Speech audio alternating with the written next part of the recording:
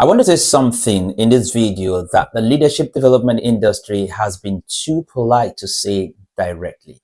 And please pay attention because this might be really significant in whatever you do. Your ability to communicate in a room, to a board, to a client, to a team, to a room full of people who need to believe in you before they will even follow you, it's not a supplementary skill. That's why it kills me when people refer to communication skills as soft skills. It is not the thing you work on after you have sorted everything else. It is the thing you pay attention to right from the beginning, because that determines a lot of what happens in your business, in your team. It is the theme that determines whether everything else gets heard. I'm going to paint a scenario along the line that's going to help you to appreciate this. The most strategically brilliant leader in your organization, if they cannot walk into a room and create the condition for people to receive what they are about to say, their insight does not travel. It stays with them. And the organization runs on a fraction of what it is actually paying for. So the way a person communicates, especially when the person is in a leadership role, plays a significant role in how far they travel and how far their thoughts, how far they can help the organization. Picture this scenario. A highly technical director in a financial services organization is asked to present the case for a significant technology investment in the executive committee. Now, she has built the case meticulously. The financial modeling is sound. The risk analysis is thorough. The implementation roadmap is realistic. And then it's time for her to present this to the business, to the people who would make decisions. She walks into the room. She presents for 22 minutes. The executive committee asks 3 questions, all of them about detail, none of them about the strategic rationale. The investment is then deferred pending further review. Because the presentation was all about technical. It was all about the mind. It wasn't felt. Now picture another scenario connected to this one. 3 months later, a peer of hers presents a less rigorous case for a smaller investment. And this is approved in the room. And you might be wondering, why did this happen? Why do things like this happen in different organizations? Might be happening in yours, might be happening to you.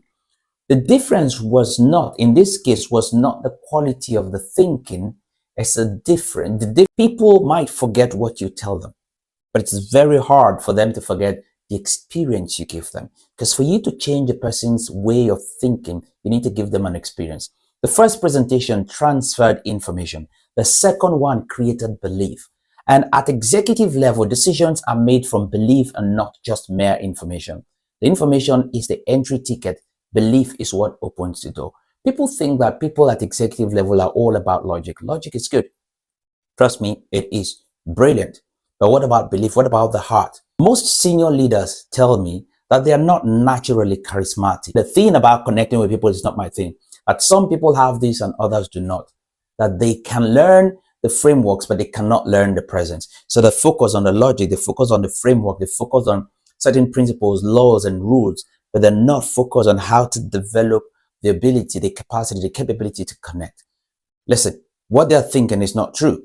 And I know it is not true because I have watched it change in rooms across different continents, and leaders who started with almost no ability to hold a room and developed into powerful communicators whose presence alone changes the quality of the thinking in any meeting that they walk into.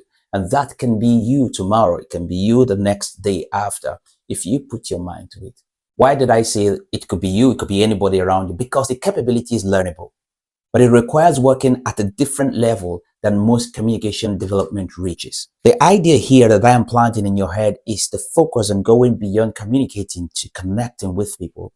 Because learning this requires understanding how you are behaviorally wired to show up in high pressure communication environments. It takes 2 different things for low pressure and high pressure environments.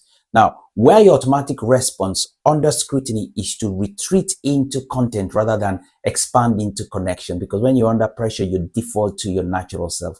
Where the self-image you carry of yourself as a presenter prioritizes being thorough over being felt, because you think you need to get more information, more data, crunch this and crunch that, and that's where you default to. You see, in an environment where AI is increasingly handling the thorough producing the analysis, the modeling, the data synthesis. The human differentiator in any room is becoming not the quality of the information being presented. It is now becoming the quality of the human being that is presenting it. It's now about the quality of the connection you create, because AI has given a level playing ground. What distinguishes you from one person to the other? Listen, the leader who can speak to a room is not becoming less valuable. They are becoming the scarcest and most commercially significant capability in any organization navigating transformation. It's the technical skills are just all there, giving the prompts and all of that, and it happens. But the person who can carry the team along is the person who makes a difference. Here are 3 things, recommendations that I would share with you today that you can apply this week. Number 1 recommendation: record yourself in your next significant communication, not to critique your technique, to observe your opening. Watch the first 60 seconds with the sound off, all right? And then ask yourself, what does your presence say before your words begin? Is it confident authority, or is it managed anxiety? It's when anxiety kicks in, you try to pad it up with so much data and all of that. You should aim to connect. Second, identify the room where you are least effective as a communicator and name precisely what happens to you in that room. Not what you do, what happens to you. Where does the self-image shift? Where does the automatic behavior take over?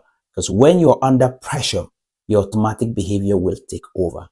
Behavior in this case is everything. Thirdly, practice opening without content. Before your next team briefing, spend the first maybe 60 seconds with no slides, no agenda, and no structured message.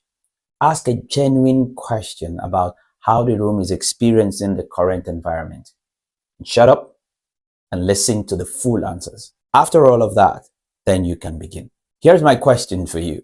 What is the room where you find it hardest to land your full authority? What's that room when you walk into, you feel, this is not my space? Tell me in the comment, because the next conversation you have might just change your career, might change your leadership style, and might take your organization to the next level. My name is Stallone-Obaraemi Samuel. And my sincere desire for you, my friend, is that you go on succeeding by becoming a better version of yourself. Bye for now.